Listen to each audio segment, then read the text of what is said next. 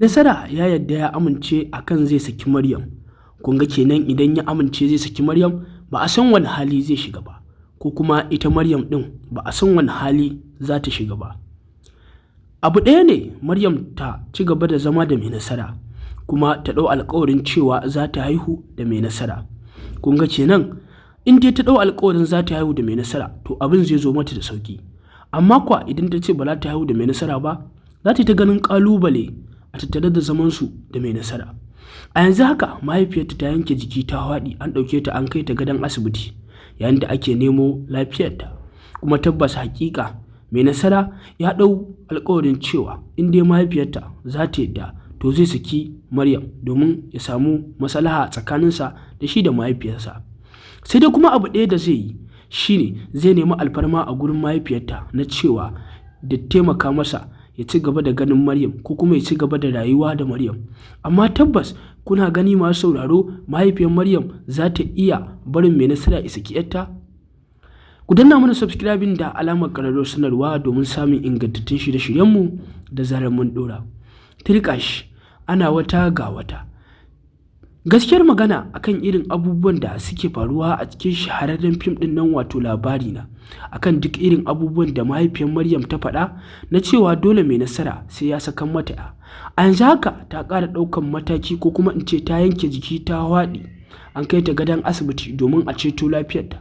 Domin irin abubuwan da suka faru da ita ba kowane mahaifi ne ko kuma in ce ba kowace uwa ce take so ta ga ita ta shiga wannan halin ba. Duk da irin abubuwan da suke faruwa na cewa mahaifiyarta da ta yi haƙuri za ta ci gaba da zama da mijinta, a yanzu kuma mahaifiyarta duk da an ɗebo 'yan wannan iyayen Maryam dole haka za ta yi haƙuri ta bar gidan mai nasara. Amma duk da haka a lokacin da ake gaya mata wasu maganganu marasa daɗi, a yayin ne ta yanke jiki ta haɗi kuma take neman taimako. Kun ga kenan akwai sabuwar cakwakiya. Tabbas hakika mai nasara zai saki Maryam, kuma in ya saki Maryam ba zai taɓa jin daɗin zama da kowace mace ba. Kun ga kenan dole zai saki Dr. Asiya, kuma Dr. Asiya dole sai ta bar gidansa. Akan irin abubuwan da Maryam take so ba abin da mai nasara ba zai iya yi ba. Amma kuma muna tunanin cewa zai iya komawa wannan halin da ya faɗa a lokacin da ya samu labarin mutuwar babarsa da matarsa da kuma 'ya'yansa.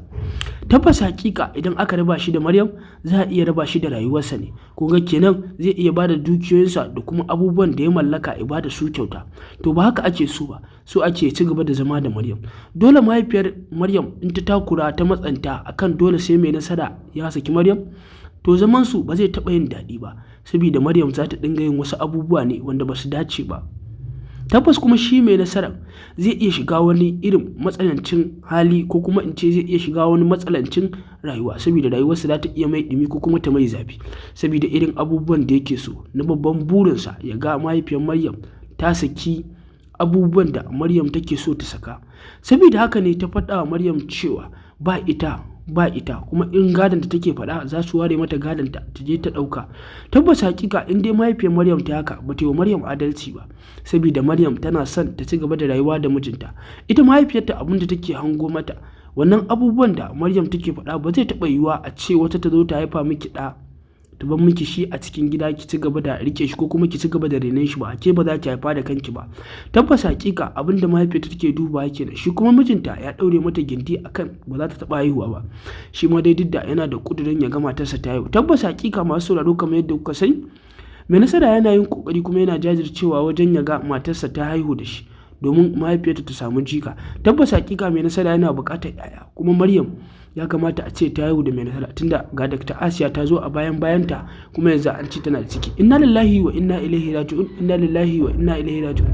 Tabbas mai nasara ya saki Maryam zai faɗa wani mugun hali. Mahaifiyar Maryam ta yanke jiki ta waɗi, an kai ta a gadon asibiti ana neman lafiyarta. Tabbas hakika ma abubuwan da ba a so su faru da Maryam tabbas kuma sai sun faru da ita. A yanzu haka mai nasara ya yanke jiki ya waɗi, mahaifiyarta ma ta yanke jiki ta waɗi, an ɗauke su an kai su gadon asibiti. Tabbas kuma Maryam in dai ta rabu da Mai Nasara ta rabu da wani gishiki na rayuwarta, sai dai a yi addu'a Allah Ubangiji ya daidaita tsakanin mahaifiyar Maryam da Mai Nasara. Tabbas hakika Mai Nasara in dai ya ci gaba da zama da Maryam to zai ci gaba da zama da rayuwarsa ne, saboda kamar raba Maryam da Mai Nasara kamar barazana za a kashe shi ne. Sai dai kuma abubuwan da mahaifiyarta take faɗa gaskiya ne na cewa Maryam dole ta yi haƙuri ta haihu da Mai Nasara, saboda irin abubuwan da take guje mata na gorin ɗa ita kuma Maryam ba ta gani. A can baya mahaifiyarta ta yanke hukunci, kuma hukuncin da ta ga ba zai ba ta dawo yanzu take so a warware auren ma gabaki ɗaya. Inna lillahi wa inna ilaihi raji'un. Inna lillahi wa inna ilaihi raji'un. Ba ma so Mai Nasara ya mutu, kuma ba ma so a rabu da Maryam. Kun ga kenan wata gaba ce za ta shiga tsakanin mahaifiyar Maryam da Mai Nasara, sai dai kuma za a samu daidaito. Dole mahaifiyar Maryam za ta ci gaba da irin abubuwan da Mai Nasara yake so. Masu sauraro ku ci gaba da bibiyan mu a cikin wannan channel ɗin ta mai albarka. Ku dai kawai ku gyara zama, kuma ku danna subscribing da alamar ƙararrawar sanarwa, domin ta haka ne za ka dinga samun ingantattun shirye-shiryen mu da zarar mun ɗora. Kuma muna godiya da sake ziyartar channel ɗin tamu mai albarka.